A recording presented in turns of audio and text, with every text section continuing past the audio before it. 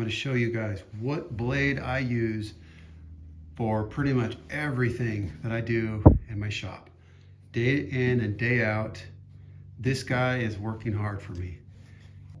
I don't use my Forest Woodworker 2 40 tooth. I don't use the Forest Woodworker 2 20 ripping tooth. I don't use my, generally speaking, any of my 80 tooths anymore, except for if I'm working with fine plywood, fine cut plywood that needs to be absolutely flawless. Straight up, if you want one blade to do pretty much everything for you, don't look any further. Get this blade. This blade will give you phenomenal results. It will cut plywood. It will cross-cut plywood. It will cross-cut solid wood. It will rip solid wood. It'll do MDF. The only thing that I don't know of is melamine, because I don't use melamine. However, melamine, if you had a 80 tooth for melamine, maybe that would be great. But and honestly, if you're doing a lot of melamine stuff, you may not even be needing anything else, because you're probably not even working with any other type of wood. So a lot of times it's melamine and edge banding. So this particular stuff, if minus melamine, I haven't tried it with melamine. So minus melamine, I'm telling you, it's unbelievable. This guy is, and trust me when I say this, get the thin kerf. This is 3/32. The thin kerf is going to be so much less work for your saw. You don't even have to worry about it. If you don't have a 3 horsepower or 5 horsepower cabinet saw, don't sweat it. This thing will blow through anything on a contractor saw. You don't need a heavy duty cabinet saw.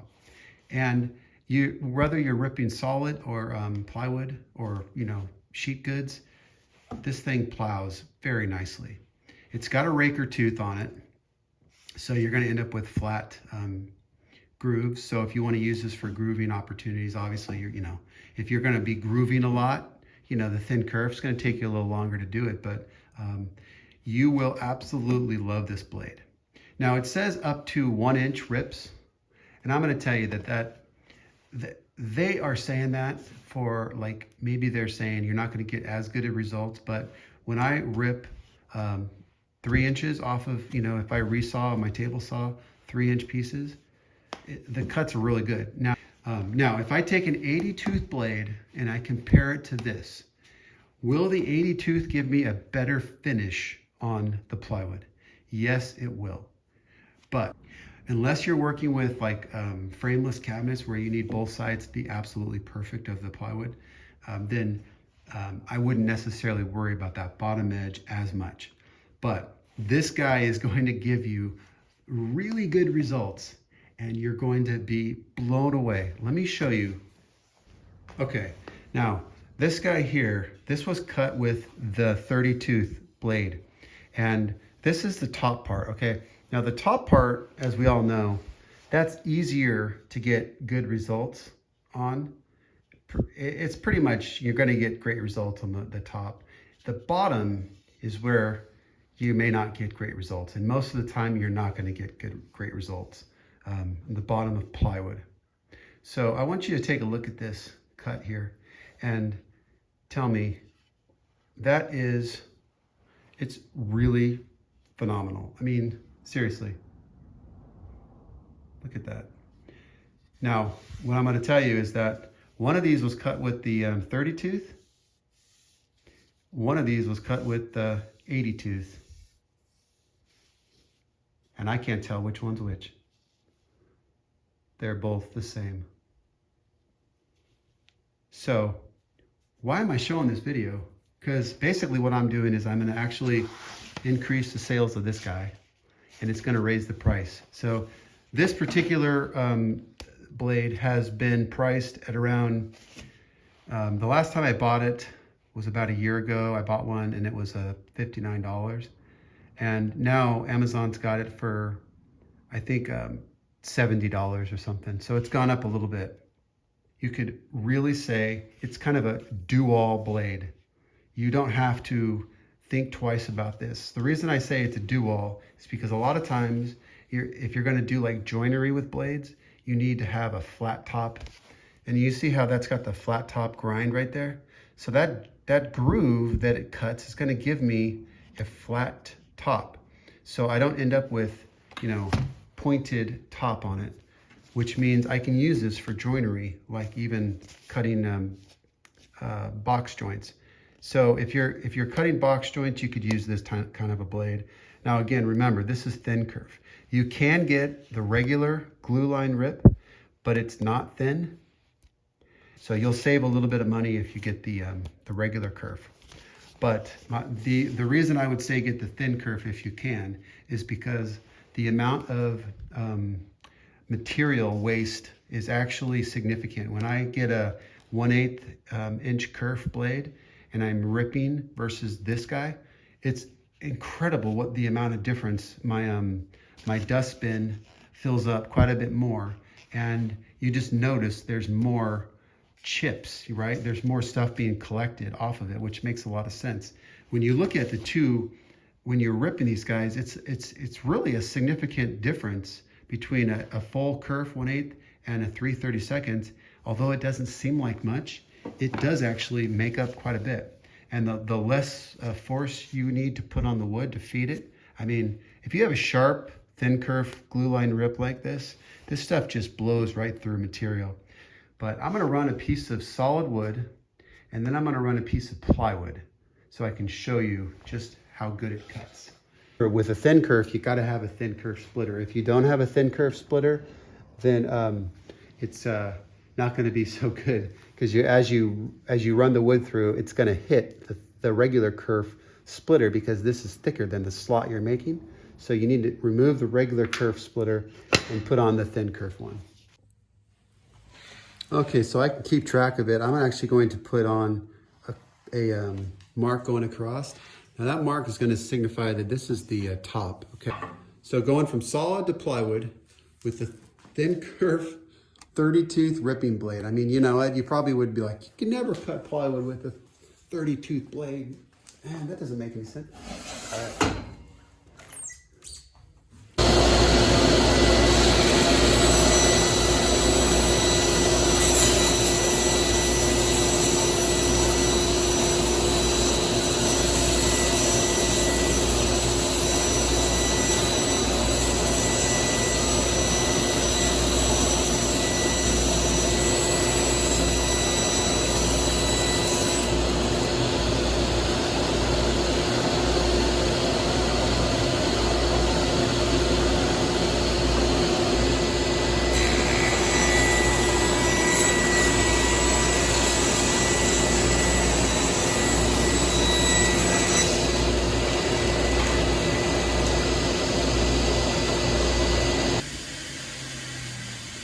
All right, now, one thing you'll notice is that I don't feed my wood too quickly, plywood, because there's no reason to, but the solid wood, kind of the same thing goes there. I don't feed it too quickly, but I do feed it, you know, pretty fast.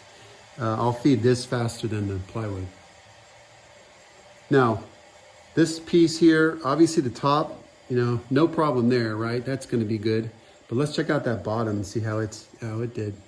Now, keep in mind that this blade, you know, when it's used in a shop environment like mine, it's being used a lot. And definitely, even though it's been recently sharpened, you know, I plow through a lot of material. This guy right here, I can see a little bit of, you know, that bottom edge has a little bit of almost like a burr, but it's not much at all. But there is something there. Also, I will say that the wood, sometimes wood is a little bit weird. Like, you know, you'll get, sometimes it'll be perfect, and then other times it might have a little something with it. But if you look at the joint, when you put those things together, what I'm really looking at is how clean is that edge? Is it good enough to glue this together and not see a splinter, right? That's what I would be looking at. Now, this is the edge that I started with on this piece. I'm gonna go ahead and flip this guy around, and let's look at this guy. All right, so this top edge, again, we expect that to be, next to perfection because it's the top part. The bottom is where you're gonna get potentially some issues, but let's take a look at this bottom. Now remember that this is plywood, and plywood is supposed to splinter, especially if you don't have a scoring blade to counteract the chipping. You're supposed to get pretty good chip out on plywood, but look at this plywood. I mean, I don't see, seriously, where's the chip out? I don't see any chip out. Like I could put a $150 blade in there and that result's not going to be much better. That is unbelievable. And again, this is not a brand new blade. This blade is, gets used a lot. So that is phenomenal. And look at the finish cut on this face is really good as well. I mean, I'm just super impressed. So now, okay, how does it do on crosscuts? Because that could be something as well. Let's check how it does on a crosscut. Let me set up for that and I'll be right back. Oh, baby. I just took this out of the packaging. It's brand new. I love it. All right, I'm gonna go ahead and put this on and I'm gonna see how this guy does on some 1/2-inch plywood. All right, I'm gonna go ahead and rip this factory edge off of this board here. This is 1/2-inch pre-finished plywood, and let's see how this brand new blade does with it. Now this is cross-cutting, right? Because you can see the grain's going that way, but I'm cutting it this way, so I'm actually cross-cutting it rather than ripping it. I'm cutting it sideways, right?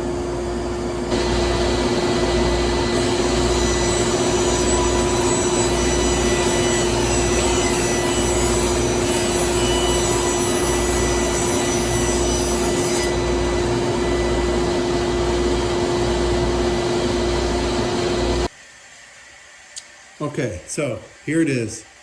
This is the cut. The top edge is really good, obviously perfect.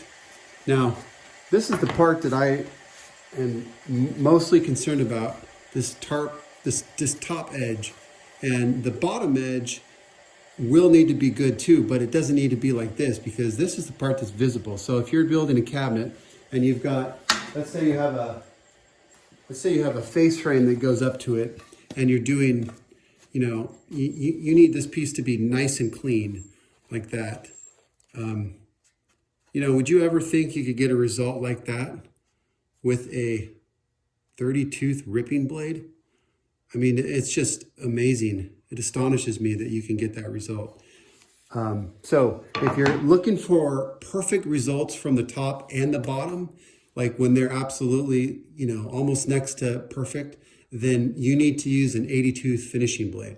But if you're going from solid wood to plywood and you're doing mainly ripping operations, this guy right here, absolutely, that's what you should use. I mean, I'm telling you, it's phenomenal. But if you're, like I said, if you need that back edge to be perfect, then you have to probably use a 80-tooth blade if you want it to be absolutely perfect. But this guy right here will give you pretty darn good results with a 30-tooth blade. There's some chip out, but it's not that bad. Certainly not that bad. But I definitely think that if you look at the results from, normal blades, that result's not that bad. But when I'm looking at top edge, it's phenomenal. The face here is really good. A little bit of chip out, not so bad, but definitely, this is that critical part right there where you want that guy to be just, really good. It's really nice. All right. Now and again, that's on cross cutting. So the ripping operation, I mean, it's perfect, top and bottom.